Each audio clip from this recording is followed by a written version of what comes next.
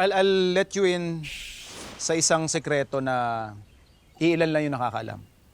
I don't really watch other food content creators postings.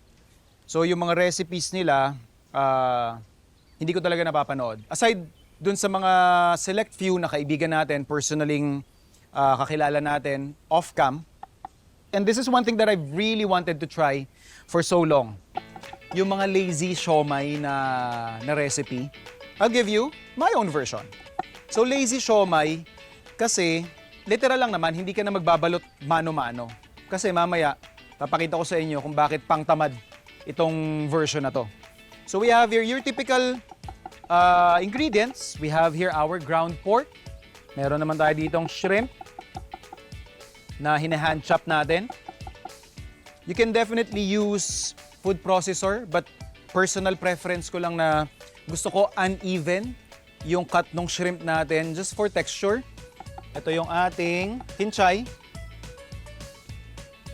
garlic powder, our onions of course, pepper, salt, oyster sauce, and yung ating chopped shrimp.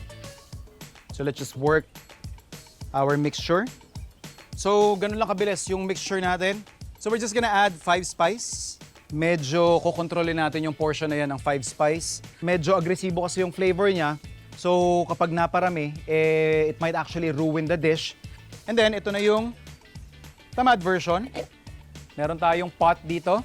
Lalagyan lang natin ng konting oil. Kuha tayo. Malaking bola. Yan.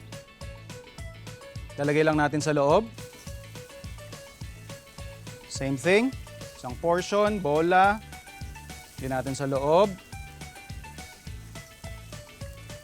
Next step would be yung ating siomai wrapper. So kukuha tayo ng isa. Itatap lang natin doon sa mga bola-bola na ginawa natin.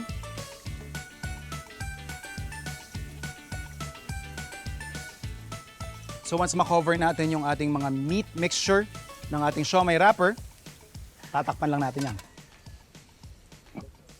Habang unti-unting naluluto yung ating first version ng ating lazy siomai, papakitaan ko rin kayo ng isa pang nakita ko. So we have here a ramekin, touch of oil, layer lang natin to ng siomai wrapper. So parang lasagna yung peg naman itong diskarte na to.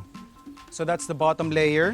And then we're just gonna fill this or stuff this with our mixture.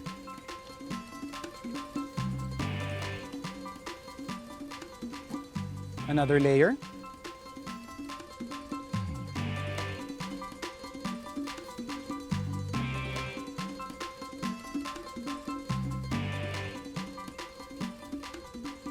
So papasok lang natin to sa steamer and then let it cook for about 15 to 20 minutes.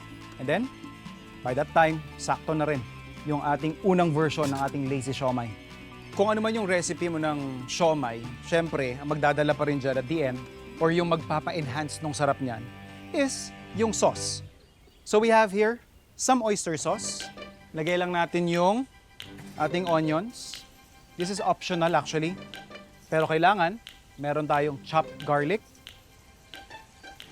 Let's add in chili flakes, some sugar, some soy sauce, pepper of course, and some vinegar. Lagyan din natin ng chopped spring onions.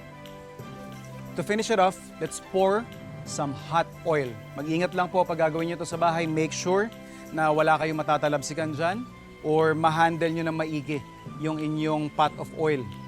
Kasi pag hindi, aksidente mangyari.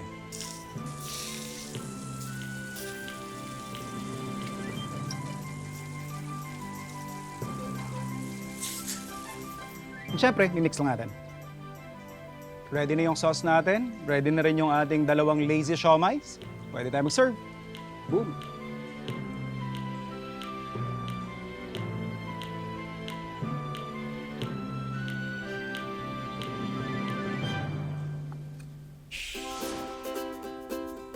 Ladies, dig in.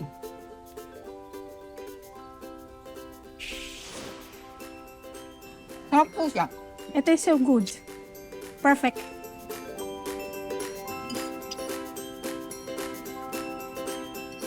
Time for another Fresh Farm Facts! Tanong sa atin ni Chef Gerald Reboya, ano ba ang mas matimbang sa food service? Lasa ng dish with short prep time pero gumagamit ng artificial flavoring para maging umami? O lasa ng dish na niluto the traditional way gamit ang natural ingredients pero posibleng mas mahal? Para sa akin, Chef Gerald, it's a combination of the two. Lalong-lalo na kapag negosyo ang pinag-uusapan, kailangan mabilisan lang yung pagluto nito. Pwede kang gumamit ng mga flavor enhancers, that is something accepted sa industriya, while preserving yung mga traditional way. Kagaya ng paggamit of course ng natural na ingredients. Pero hindi mo pwedeng sabihin na isa lang yung tama. There are definitely ways na pwede mong mapabilis at maging smooth pa yung service ninyo by using the best practices ng modern techniques at saka traditional way. Salamat at good luck sa'yo, Gerald!